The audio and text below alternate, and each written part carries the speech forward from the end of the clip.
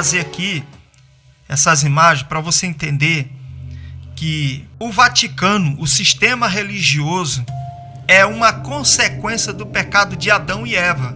A serpente entrou na terra, meu amigo. A serpente entrou na terra e ela está lá. É ali que habita o trono de Satanás. É ali, não vem dizer que não é ali não, que é ali sim. É ali que habita o trono de Satanás. Então veja aí as imagens. Veja as imagens.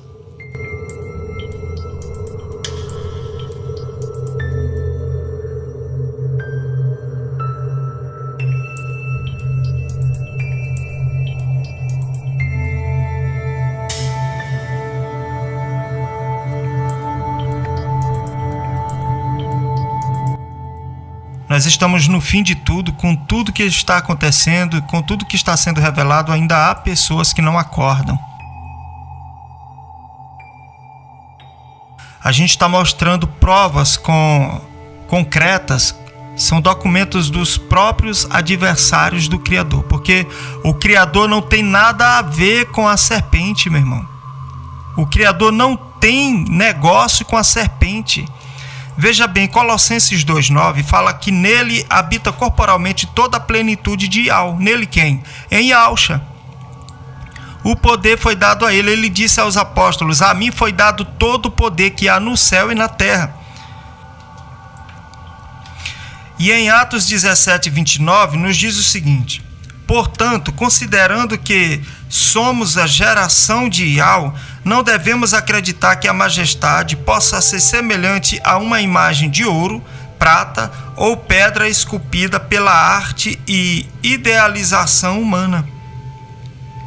E em Mateus 11:27 diz o seguinte: todas as coisas me foram entregues por meu Pai, e ninguém conhece o Filho senão o Pai, e ninguém conhece o Pai senão o Filho, e aquele a quem o Filho o quiser revelar. Porque o poder foi dado a Yahshua. O Eterno não tem negócio com serpente, irmão. A serpente, ela é uma consequência do pecado de Adão e Eva. Eles estão declarando quem eles são. Eles cantam, eles louvam, eles adoram a Lúcifer.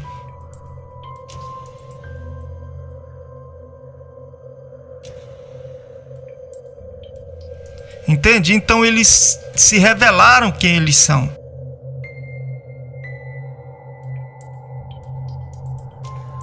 O Eterno deu algum poder para o Vaticano, para a Igreja Católica? Não, queridos. Yahshua Mashiach entra no nosso coração. A plenitude de Yah está em Yahshua Mashiach. Ele não deu poder para a Igreja Católica, ele não deu poder para a serpente. Ele não tem negócio com a serpente. Todas as igrejas evangélicas do mundo, o cristianismo, foi evangelizado pela Igreja Católica com o evangelho da serpente.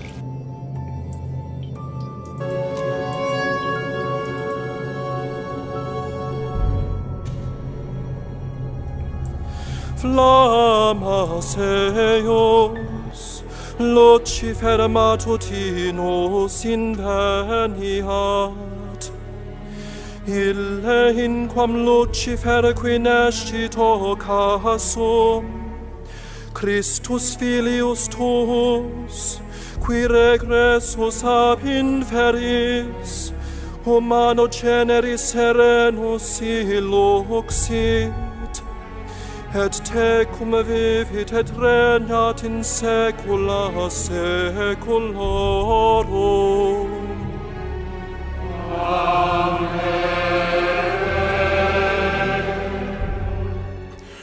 Flammas eius, Lucifer matutinus inveniat. Ille in quam Lucifer qui nescito casum, Christus filius tuus, qui regressus ab inferis, humano generis serenus illuxit, et tecum vivit et regnat in saecula saeculorum.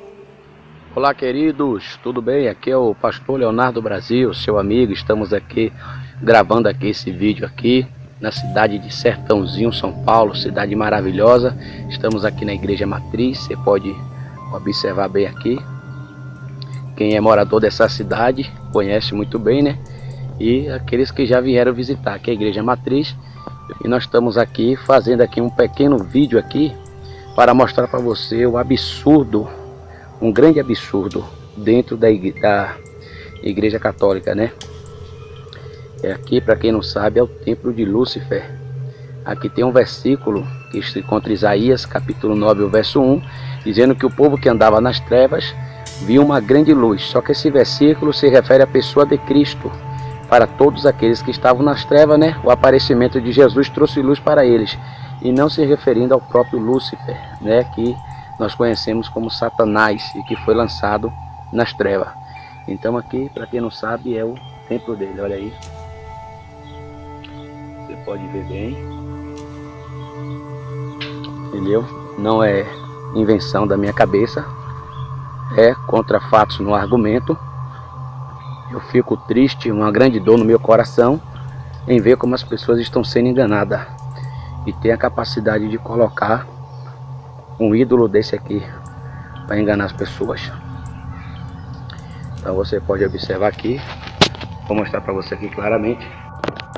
Olha aqui, peraí que está um pouco meio complicado, mas você vai ver aqui, ó. Olha lá, tá vendo? Aí, ó. Ali tem uma vela vermelha, uma vela branca, que eles dizem que você pode acender, entendeu? Para poder você receber proteção, luz. Essa aí é a estátua de Lúcifer, que nós conhecemos na Bíblia como Satanás, aquele que se rebelou contra Deus e tentou tomar o lugar de Deus. Então olha o absurdo aí, ó. Olha que heresia, né? Muitas pessoas sendo enganadas, milhares de pessoas sendo enganadas por isso, por essa mentira, tá vendo? Estou colocando bem para você ver aí. E aqui é o templo, dá uma voltinha para você ver. Eles estão reformando, né? Para colocar essa estátua lá na frente.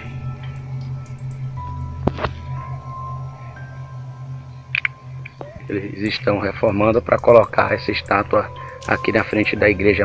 Queridos, estou triste, lamentavelmente, uma dor, porque são milhares de pessoas sendo enganadas, né?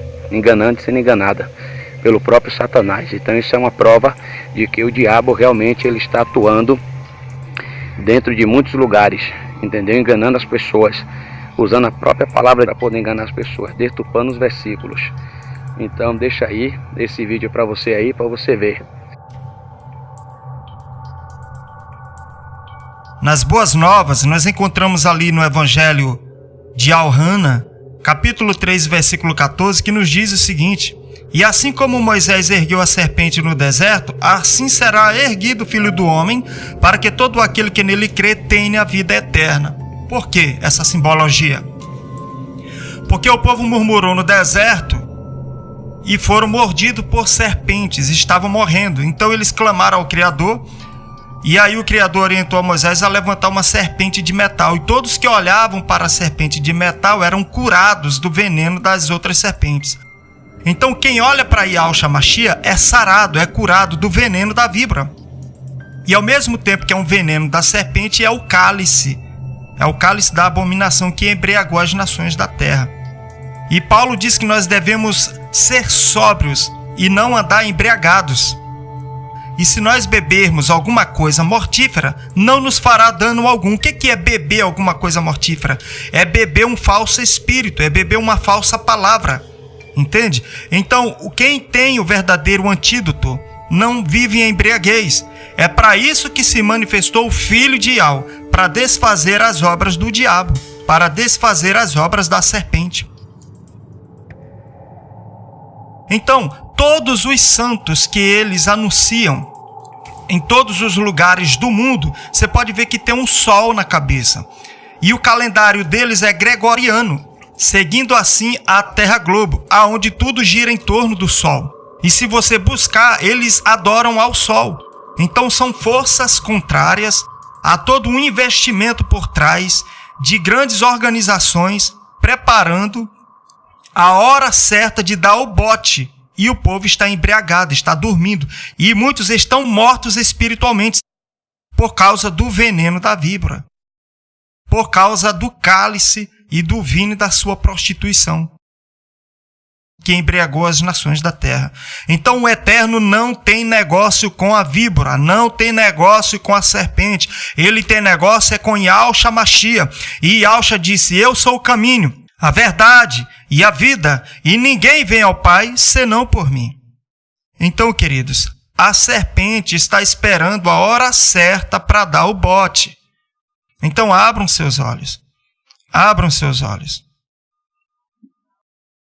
Todo o poder foi dado a Yahushua Mashiach, e Yahushua Mashiach está em nossos corações. E sendo assim, a plenitude de Yahweh habita também em nós. Então abram seus olhos. A grande Babilônia, o sistema religioso, é a consequência do pecado de Adão e Eva, aonde a serpente entrou ali e plantou sua semente. E estão aí hoje os religiosos, os filhos da víbora, a raça de víboras, filhos da serpente. Estão aí dominando o povo com seus deuses, com suas imagens.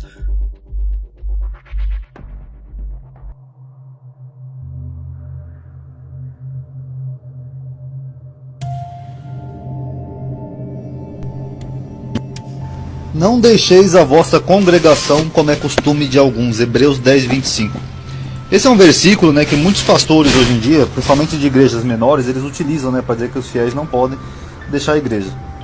Agora vamos ver como tudo começou.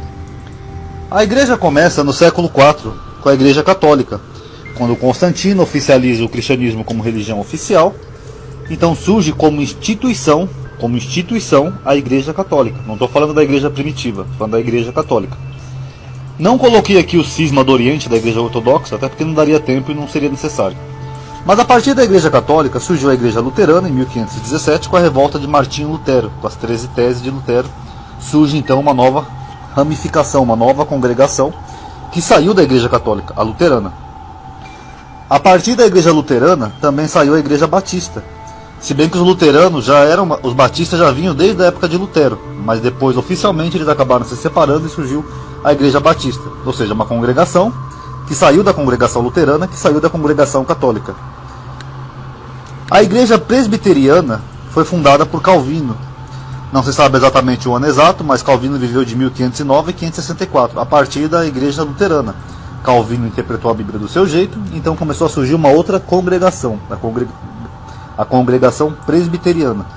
Na mesma época também começou a surgir uma outra congregação, a arminiana, ou seja, é o arminismo, que veio de Armínio, correto? Essas duas congregações, presbiteriano e arminismo, saíram da congregação luterana, que saiu da congregação católica. A partir da Igreja Católica também, em 1534, surgiu a congregação anglicana, quando o rei Henrique VII proclamou uma igreja. Ele rompeu com a Igreja Católica e fundou a congregação anglicana. Então a congregação anglicana surgiu saindo da congregação católica. Já no século XVIII surgiu a congregação metodista. A congregação metodista surgiu saindo da congregação anglicana, que saiu da congregação católica. Em 1911 foi fundada a primeira congregação pentecostal, a Assembleia de Deus, que abriu um leque para várias denominações pentecostais, surgindo já saindo da Igreja Metodista. Uma pessoa se revoltou com alguma coisa da Igreja Metodista ou não concordou com algo, saiu desta congregação e formou a congregação pentecostal. Um ano antes, em 1910, tinha sido formada, sem surgir de nenhuma dessas outras, a Congregação Cristã do Brasil, que foi formada por italianos, ok? A partir da Assembleia de Deus e dos pentecostais começaram a surgir outras congregações. Cada um que não concordava com uma coisa saía e formava a sua própria congregação. Aí em 62 surgiu a congregação Deus é Amor. Em 1977, o Edir Macedo funda a Igreja Universal, que já saiu dessa congregação pentecostal. Os bispos, a bispa Sônia e o bispo Hernandes fundam a Renascer, e o cunhado do Edir Macedo funda a Igreja Internacional da Graça de Deus. Recentemente, saindo da Igreja Universal, o apóstolo Valdomiro fundou a Igreja Mundial. Ou seja, essas três congregações, a Renascer, a Internacional e a Mundial, são três congregações que deixaram a congregação da Igreja Universal, que saiu da outra congregação, que saiu de outra. E hoje em dia muitas pessoas revoltadas com essas igrejas começam a fundar as suas igrejas. E aí começa a surgir várias igrejas diferentes e um leque de denominações diferentes.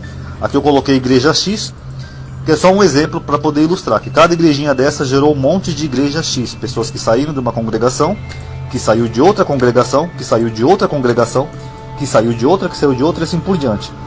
Aí chega um pastorzinho de uma igreja X, compra uma Ferreira de Almeida, funda uma igreja e fala assim para o fiel: irmão, você não pode sair da igreja, você não pode deixar a congregação.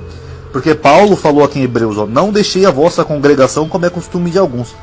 Peraí, mas o pastor dessa congregação, ele já saiu da outra congregação da Igreja Mundial, que saiu da Igreja Universal, que saiu da Igreja Deus e Amor, que saiu da Assembleia de Deus, que saiu da congregação metodista, chega a dar até um trava-língua, né? Que saiu da Igreja Anglicana, que saiu da Igreja Católica no século IV. Então chega a ser até uma piada, né, as pessoas usarem esse versículo aqui para dizer isso: não deixeis a vossa congregação como é costume de alguns.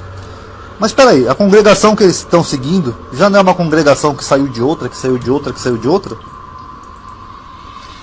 Será que é mesmo da congregação X, ali da esquinazinha, que o apóstolo está falando aqui em Hebreus 10, 25? Porque se realmente, se for um mandamento bíblico do Novo Testamento, não deixar a vossa congregação, então era para todo mundo ser católico. Paz a todos.